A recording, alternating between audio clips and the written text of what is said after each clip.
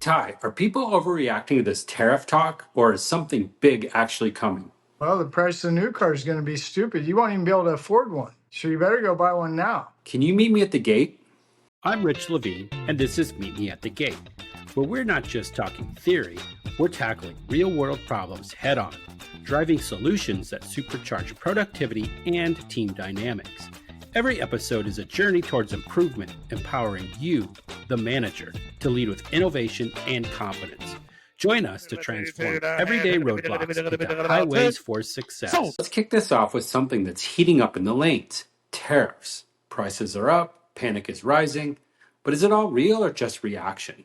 Ty and I dig into the ripple effect of policy perception and panic buying in the used car world. So I've been at a couple auctions. Funny, bring that one up. I was at an auction yesterday, Kansas City, America's Auto Auction, and I heard a couple guys talking about tariffs and the price of the used car and how it's going through the roof, and they can't even buy cars now because of tariffs.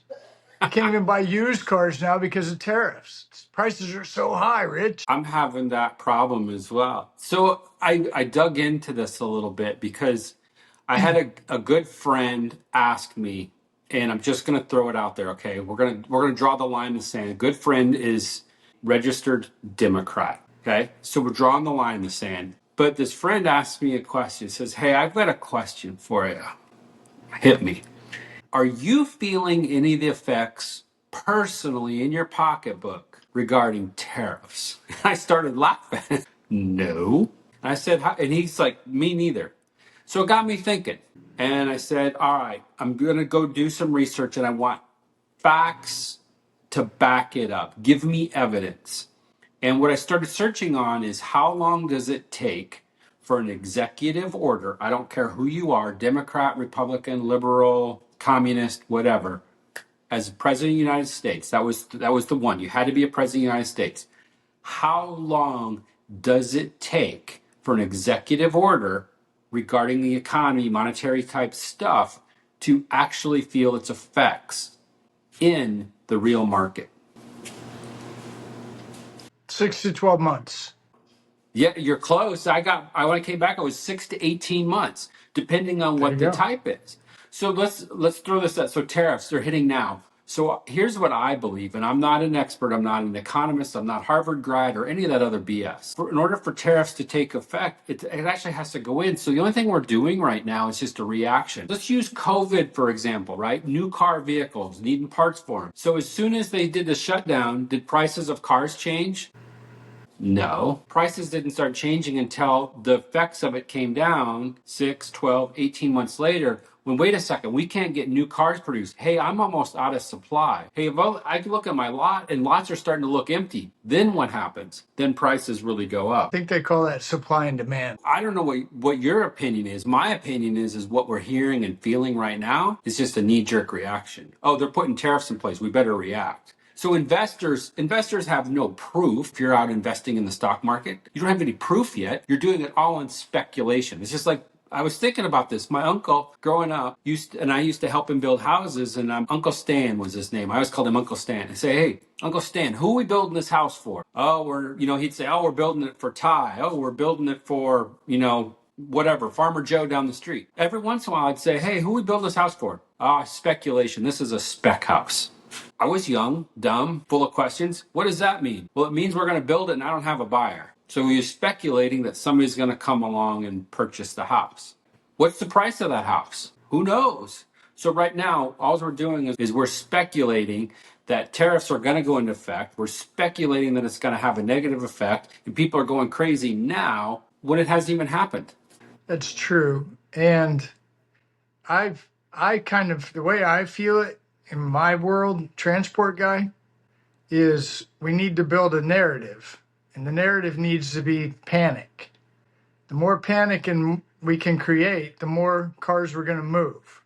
So it's funny, but I'm serious. I mean, if we can create a narrative that will cause people to think, oh crap, I better get used cars now while I still can, because you live in the used car space, I live in used car space.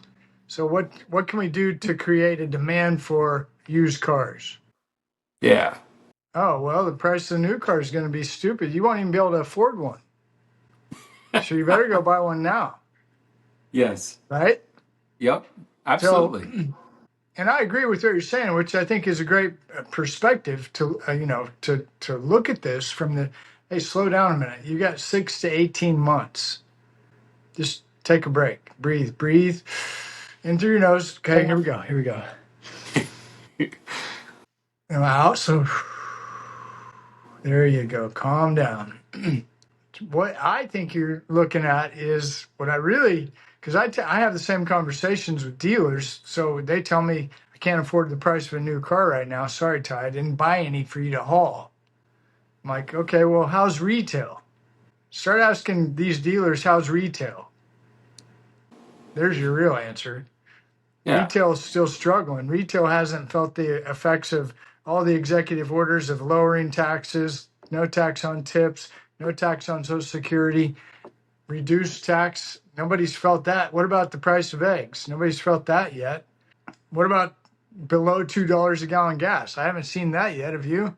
So once I think retail starts receiving the benefits of lower prices, then you're going to talk to the dealer and he's going to say, I don't care what the price of a used car is anymore because people have money and they're buying them. Yep. Yep. That's what I think. But on this note, I got to tell you something else when we're talking about executive orders that it's actually going to tie in. You and I haven't talked about this, but Trump signed another executive order. If you drive a semi, commercial vehicle, you have to be able to speak and read English. What does that have to do with cars and used cars? Okay, what have dealers been conditioned to do for the last 4 years? Just go buy it online. Yeah. Throw it on the load board. It'll be here by 3 days, maybe 7. Yep. Okay, well, that in and of itself has created a lot of fraud. Just that. Yes, it But has. wait till you find out that the Russians can't go pick up your car that you bought 6 states away because it was so cheap. You're not even going to get it picked up anymore because the only people that are picking that up are the people that can't read or speak English. And I know I'm Yes. telling the truth because you talk to the car dealer that bought the car and you say, how's that working out for you? And he says, I can't stand it. It's terrible every time. It's the worst experience I've ever had. Why do you keep doing it? Well, I bought the car 3 back a book, rough book, and it's not even rough. I bought it $3,000 back a rough. I mean, I can wait a couple extra days on transportation, really. So my prediction, my theory, based on executive orders and creating narratives, 6 to 18 months, those car dealers that have been buying what I call the shotgun approach, which is I just get online and I buy it because it's cheap. We're going to Yep. see what I call consolidated buying.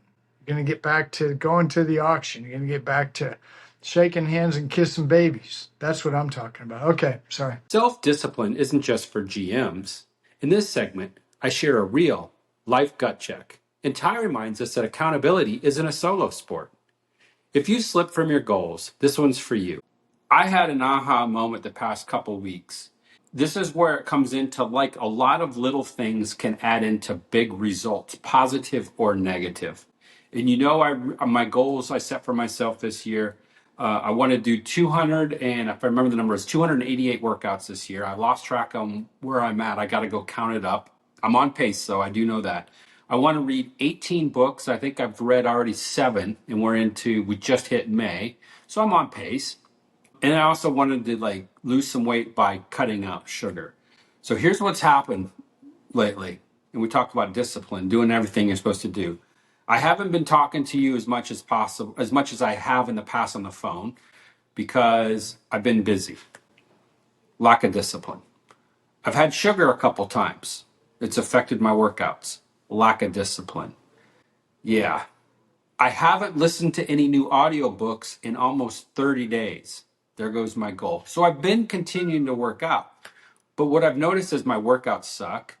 I've got brain fog. I'm not as focused as I was, and I'm not as upbeat as I had been. So going through my self-reflections, self-discipline, what's the problem? Do I have a bad attitude? No. I'm the problem, right? You're the problem. Yeah. It's not It the was a slow huge, driver in front of you that doesn't know how to use his right blinker. It's you. yeah. It's all those. I just realized that all those little things that I do on a daily basis contribute to me being. I'm just going to say it. And in my opinion, me being awesome.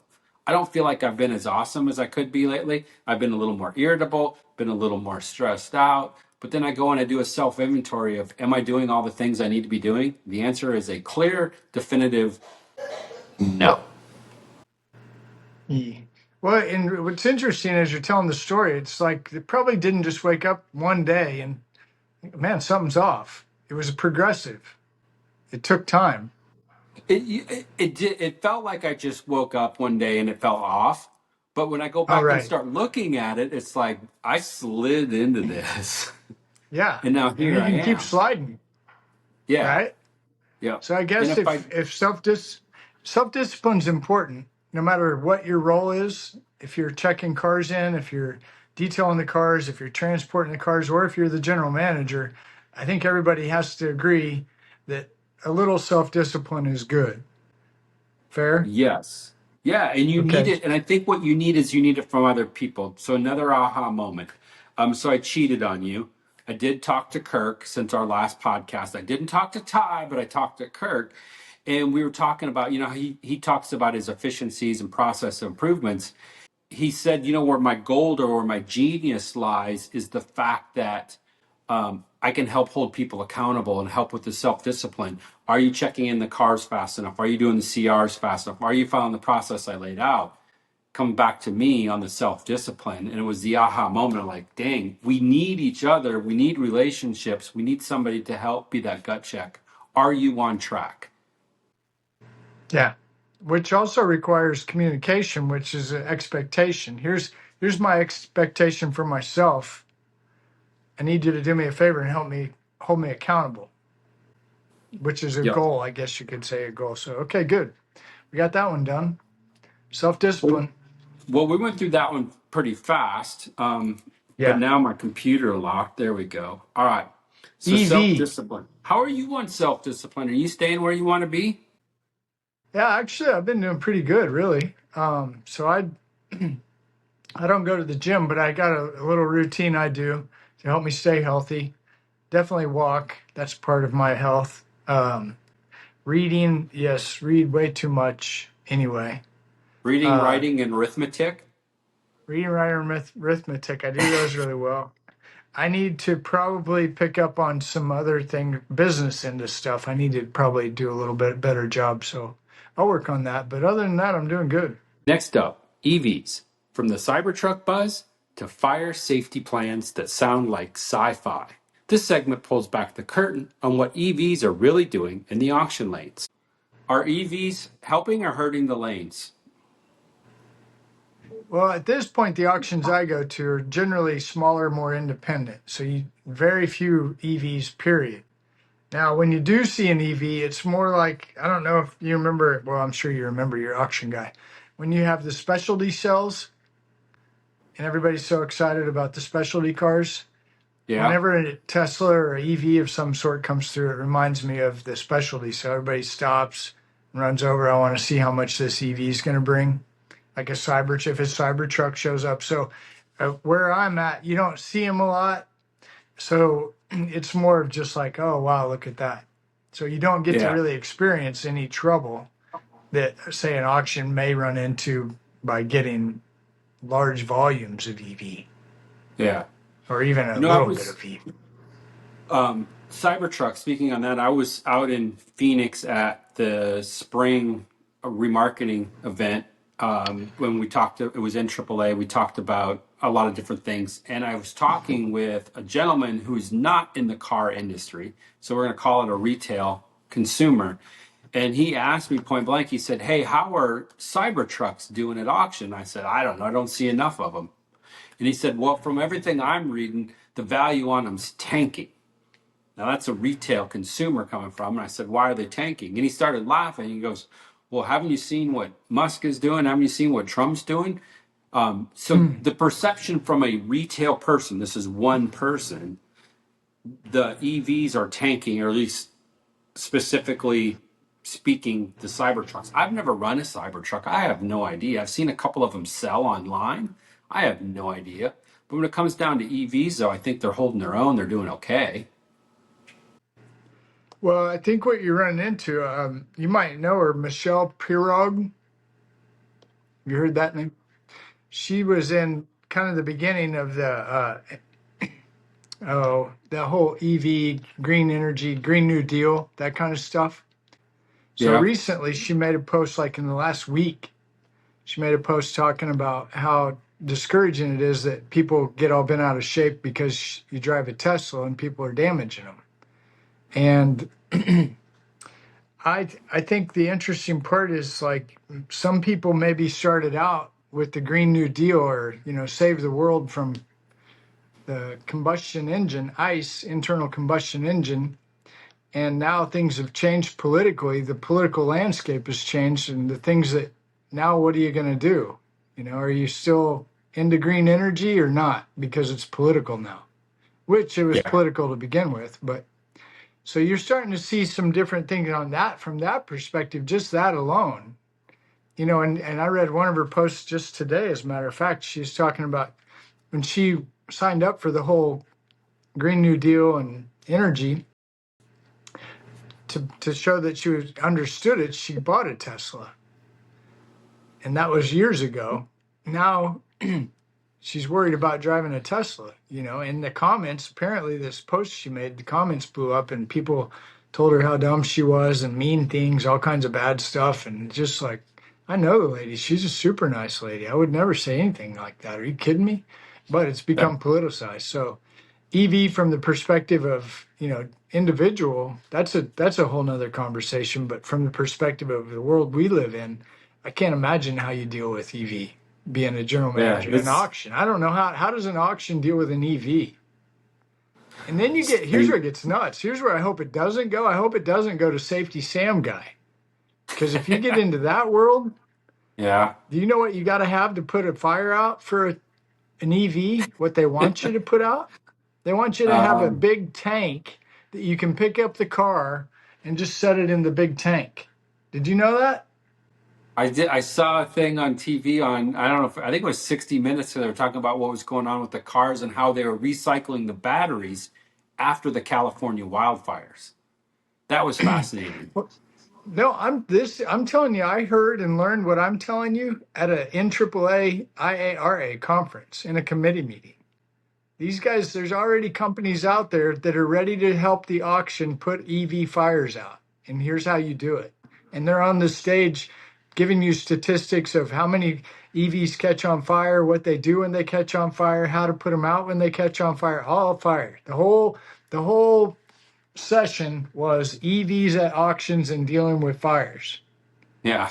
Because I don't know if you know this, but when one catches on fire and it happens to be sitting by an ICE car, the ICE car is definitely going to catch on fire. Oh, definitely, without a doubt. Ty, I'm calling you from the auction. This is Rich from the auction. Hey, you know that Tesla you consigned to me last week? Yep. Yeah, it caught on fire last night. And by the way, so that's, we're not responsible for that because it's your car. We're just the middle guy. But I got some really bad news for you in addition to that. There was 27 cars around it. They're all melted to a crisp. So as soon as I get the total amount done, I'll send it your way and let you know what you got coming. Does that work for you? You might want to get a hold of your insurance company.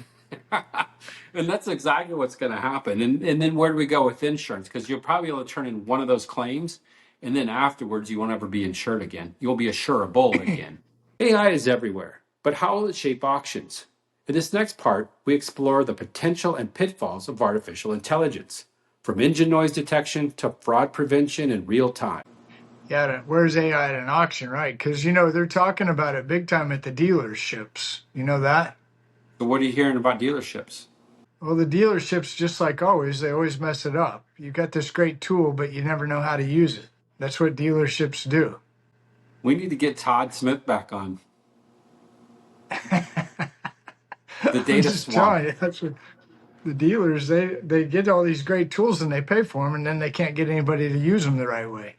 And the customer's mad about it because the customer spent all this time with the AI filling out the application, picking the car, the price, the payment, and they get in there and they they don't know who that person is, and the whole AI, everything just went out the window. So forget it. I was talking with some people in the insurance industry, and they are starting to use AI now in their call centers to call, and they can train the AI how to get around all the roadblocks in insurance. And because it's AI, it doesn't get emotional and it doesn't get attached and doesn't get pissed off and say, screw you, Ty, I'm done. And they're able to get farther and get more done and get and get claims resolved.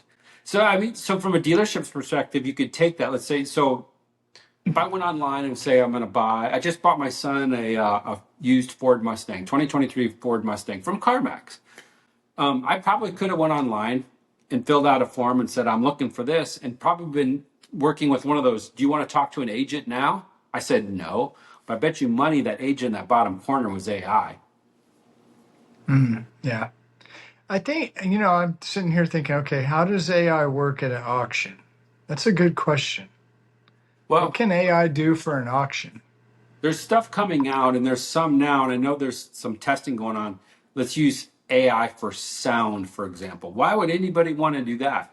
Well, if we built up a database of enough engines and had all these thousands of engines of the same type and listened for the noise patterns, we'd be able to identify, is that a normal noise or is that abnormal? And then have an expert be able to help you once you signify it. Hey, if you hear or see this pattern in the data, that's valve train noise, or that's a knock, or whatever it is, and start being able to use sound to identify that stuff. Or, hey, That, that's got a tuner on it because I can tell by the way it's coming out, the engine's been retuned. It's not set to original OEM specs. yeah. So there's a way Well, you could use it. We could use it for CRs too on damage. yeah, that's where I was going with CR. That would fall under the CR category. Yep. But from the perspective of your customer and your customer's experience at your auction, what are some of the ways that AI could help? Now, I know when I want to call to Manheim, Kansas City, and I get rerouted to somewhere in Georgia, and I can't talk to Jan, who I've known for 20 some years, I get a little upset. So if I'm a dealer and I call an auction, what do you got? Keep going. I know why now. I found out the why. Go ahead. Yeah, do it. So the why, what they're trying to do is that's we're going to call it the big M because that's who I was talking to. It's their way of trying to eliminate this transportation fraud you were talking about. So you can't walk in there and get a gate pass anymore. The owner of the gate pass is now the dealer that purchased the car. So he or she is the only one that can produce a gate pass and then send it out from there. That way they take themselves out of the loop to say, so if the dealer calls you up and said, hey, why'd you let Ty bring this car? Well, you paid for it and Ty always moves your car, so I just gave it to Ty. Oh no, Ty pissed me off and I fired him last week. He can't have that car.